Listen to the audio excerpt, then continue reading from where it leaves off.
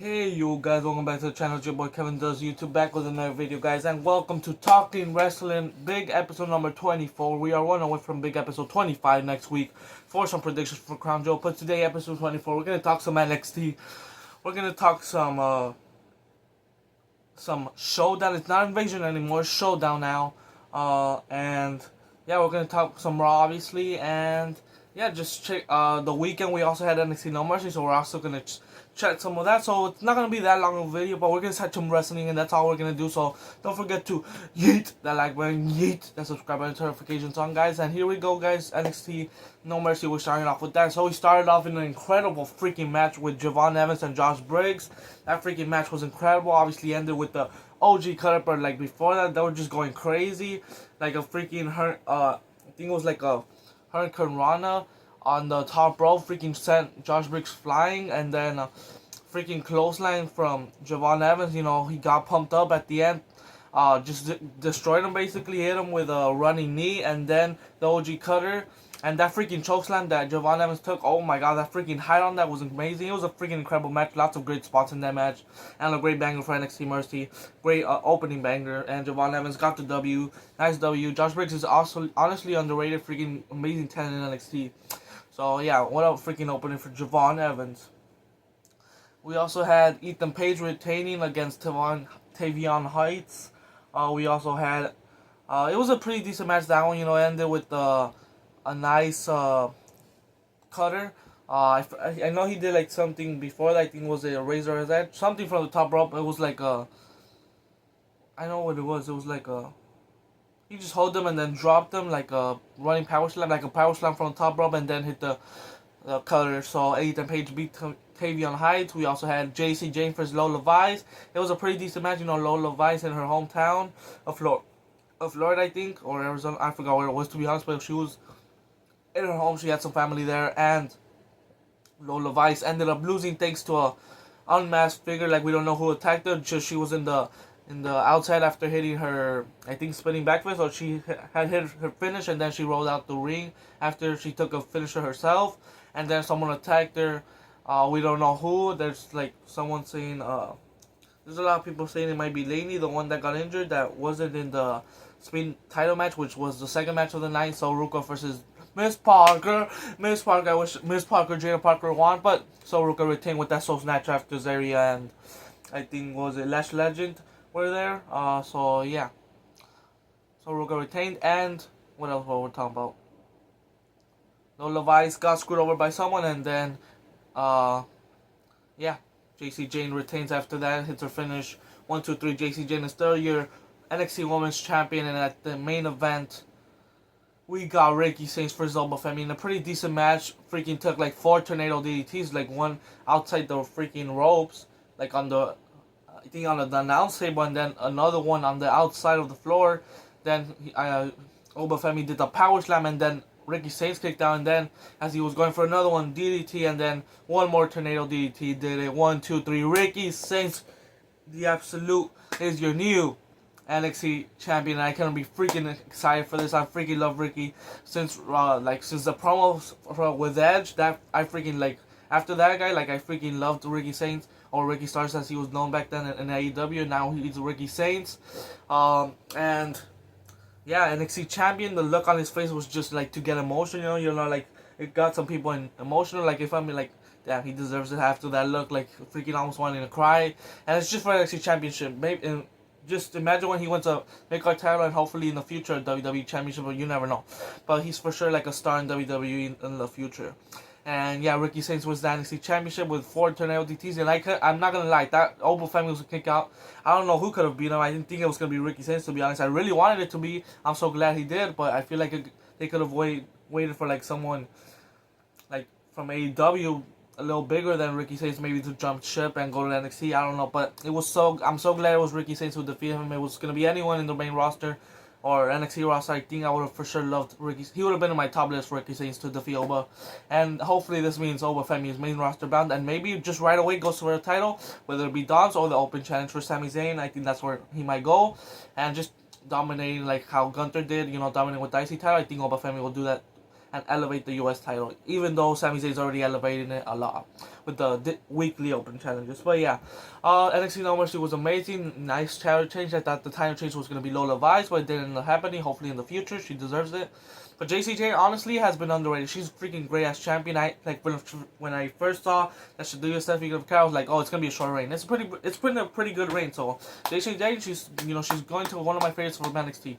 So props to her. Yeah, that was NXT No Mercy, and then also TNA. Wait, I believe there was one more match. I only talked about. What was another match? Oh, the weaponized steel cage match between Blake Monroe and Jordan Grace. That was a freaking incredible match. Ended with a freaking air raid siren or something like that, or air raid through the table. They both went like someone dropped through the table. Jordan Grace picks up the win. And yeah, they were using all kinds of weapons: the trash cans, the candlesticks, the chairs, even a freaking I think they used what was it? Diamonds, like as thumbtacks, and they landed on them. It was just an incredible match. Jordan Grace ended this war. I guess it's finally over, and Blake Monroe will hopefully move on to the NXT Championship soon, or Jordan Grace. For sure, the next champions have to be Blake Monroe for sure, Jordan Grace, or Lola Vice. Those has to be the next champions, one of those three. And then Soruka will eventually move on after she loses the titles to probably Zarya. So yeah, those five are going to carry the division for a while. Zarya, Soruka, Lola Vice, Blake Monroe, even Jada Parker. And yeah, Jordan Grace. There's just so many talent in NXT. They still have, even though Stephanie McCarry left, Julia left, there's still a lot of talent there. And yeah, that's NXT. And then, we're getting the Showdown now. It was called Invasion, but something happened. It's called Showdown now. The teams are Ricky Saints, Trick Williams, Javon Evans, the Young OG, and Miles Bourne. And versus Team TNA, Mike Santana, Moose. You already know Moose. Leon Slater, the TNA X Division champion, he's freaking incredible. And I just saw his tag match with Javon Evans. Bro, the freaking colors they both did, they're amazing. That match they're going to have at Bound for Glory, I believe. It's going to be a freaking 5-star classic. It has to be. They're freaking incredible. That makes me want Leo Slater in WWE. Just like that, just see he'll be incredible. And who else? What's his name? Kazarian. I forgot his freaking first name, but he's been Frankie Kazarian. He's been an OG in TNA. So, yeah, that's Team TNA for the women's side. JC Jane, Lola Vice. You already know she picked her because she's the hardest hitter. Miss Parker and Soruka. That's Team NXT. Great team, if you ask me. And then for Team TNA, you obviously have Kalani Jordan. Kalani Jordan just won the TNA X Division Women's World Championship, I believe, and she looks incredible with it, so yeah.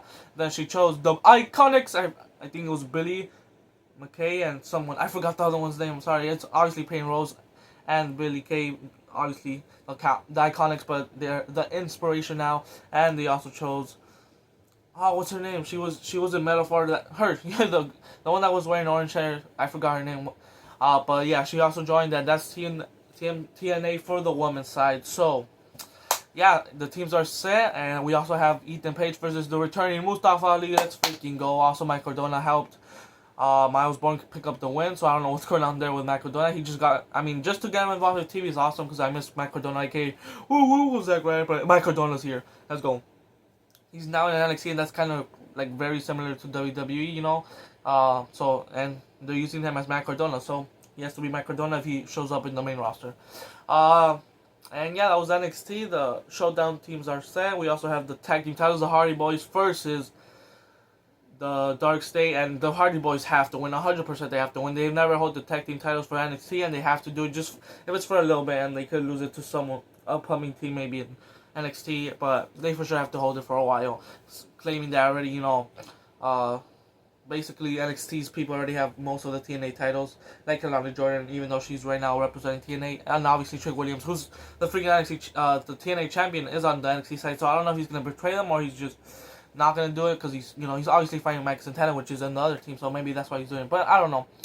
But yeah, now let's get into some Raw. We started off the show with Asuka, Rhea Ripley, Kairi Sane, and Io.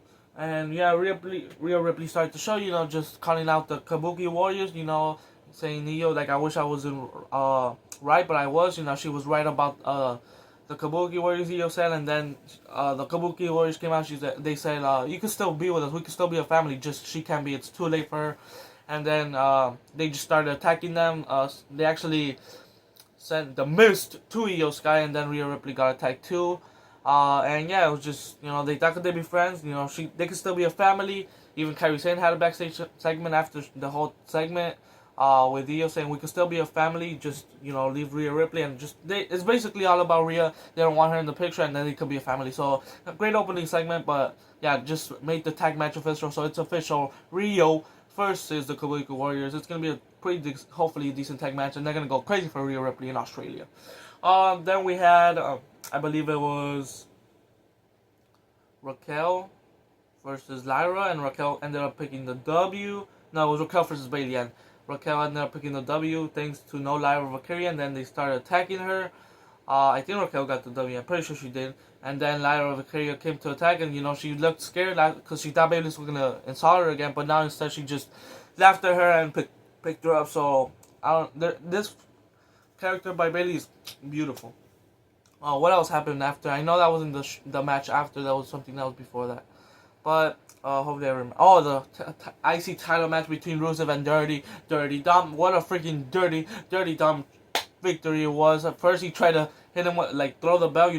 The Eddie Guerrero light chi and steel. He tried it through the bell, and the ref saw as he fell down as he threw it to Rusev. But then, as the ref was putting back the title to giving it back, a little cheeky Dirty Dom with a low blow hit him in his leg back. Hit him with his leg, and yeah, doing like a freaking Nature Boy Ric Flair. Hit him with a low blow, and yeah, he rolls him up 1, 2, 3. Dirty Dom retains, and I'm so glad. That was like a freaking great, one of the best ways you could have ended the match for Dirty Dom against like a big opponent like Rusev. That was a freaking incredible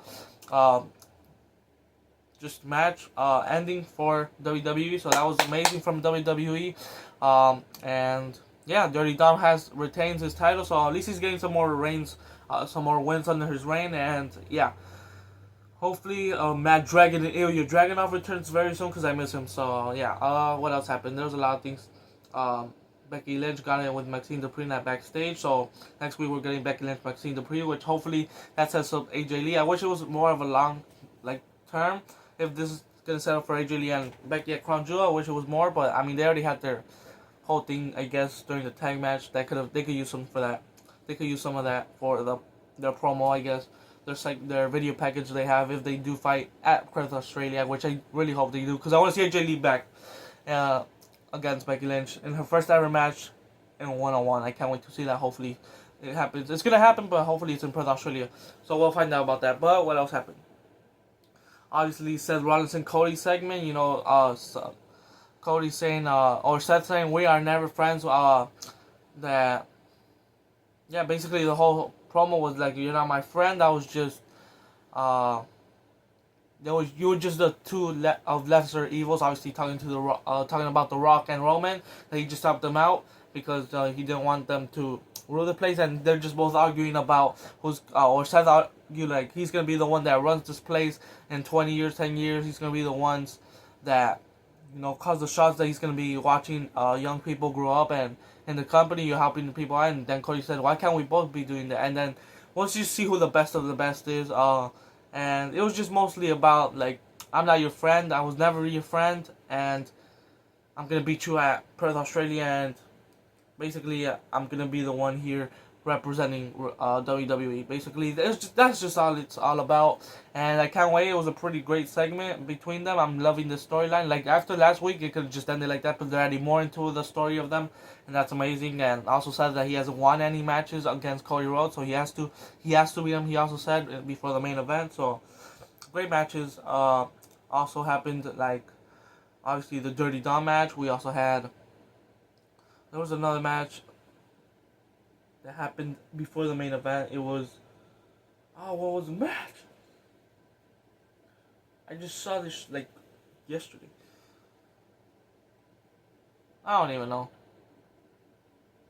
Not yesterday, 2 days ago. It's Wednesday morning. I'm uploading Wednesday afternoon. But, yeah, we get to the main event now. And the OTC1 is back. The Roman Reigns Empire is back. The Tribal Chief, the the head of the table is back.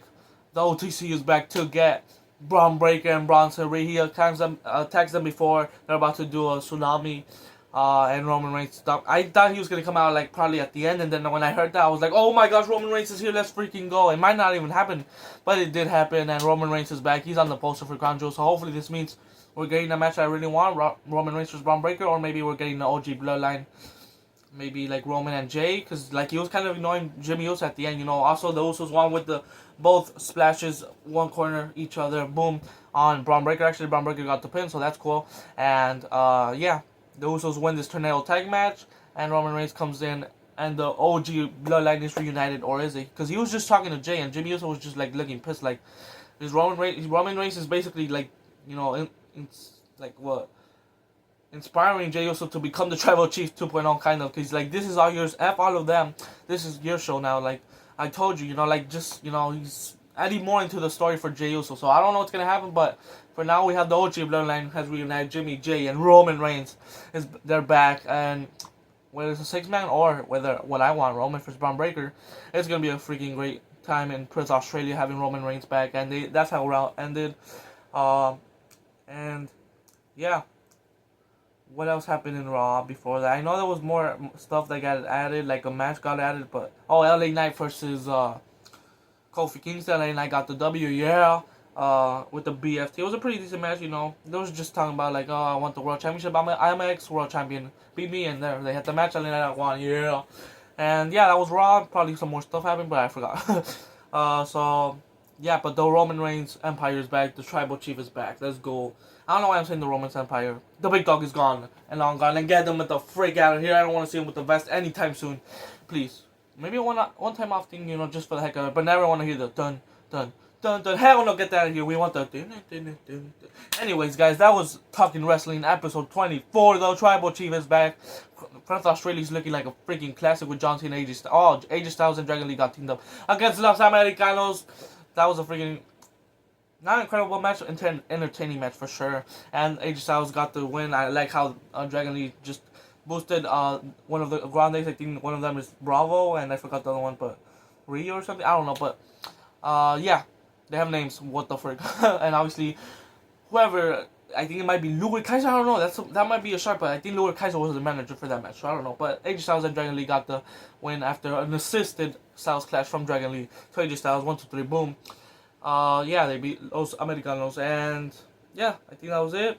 NXT, I already talked about that showdown. NXT Mercy was incredible, so yeah, Roman Reigns is back. Let's go, the Tribal Chief, and now, for a little bit of the title of the video, what will be the WARGAMES team? I'm predicting the WARGAMES team right now, or what I want personally to win this video. So, for the men's side, I'm just gonna do men's side.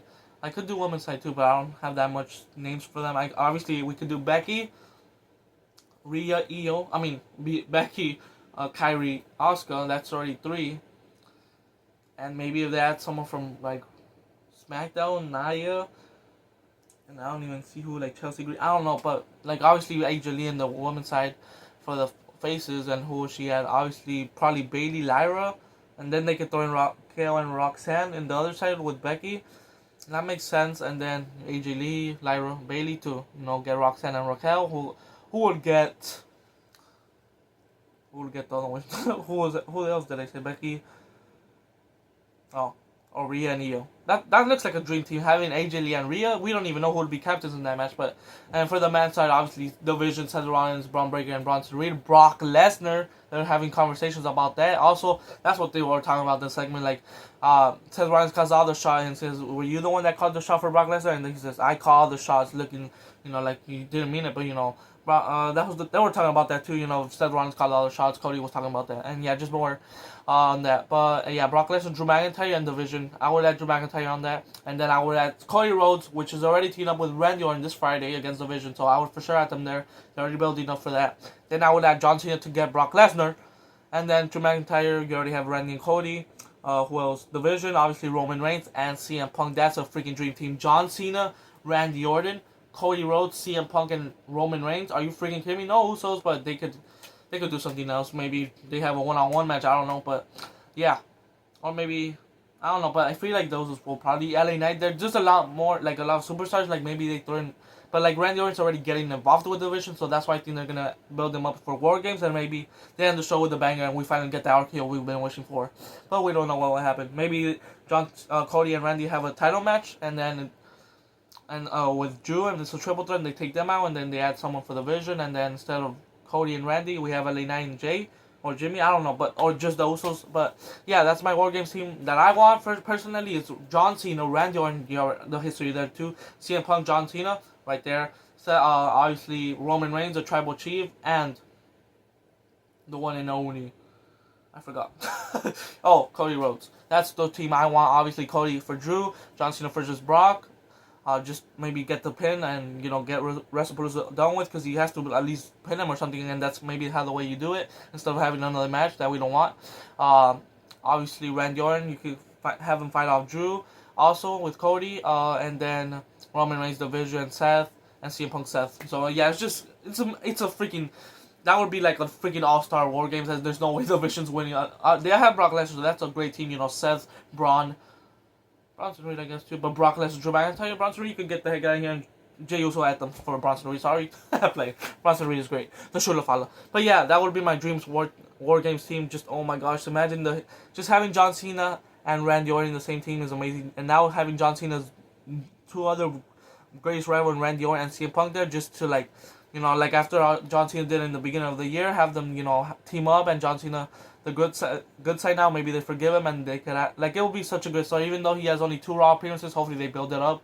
But maybe John Cena just has a match there against Dirty Dom, which also would be nice. But we don't know. But that's just my dream War Games team. The Tribal Chief has returned, so yeah, War Games this year will be hopefully fun. And if it's just like 3 of those that I'm asking for, that would be freaking all-star War Games team. And also Brock Lesnar War Games is gonna be crazy if it does happen, which I really hope that's where they're going. But we'll see what happens. We're still like 2 months away. But yeah, next up for the Australian, next up episode 25 for wrestling, for talking wrestling crown jewel predictions next week. I'll see you for that. Thanks for watching episode 24, and as always, hit that like button, hit that subscribe button, notifications on.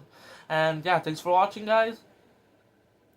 And I'll have a new RTG for FC26 coming. I already did 2 other episodes, but I'm gonna scratch that. I basically did all that just to get this one player, and I'm gonna build around him, or build some players I already have around him, and start an RTG officially for this player. He's a Spanish, and I just packed him in my latest video. He's a Spanish player.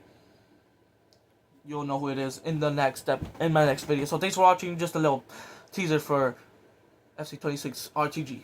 Thanks for watching, guys. Peace out.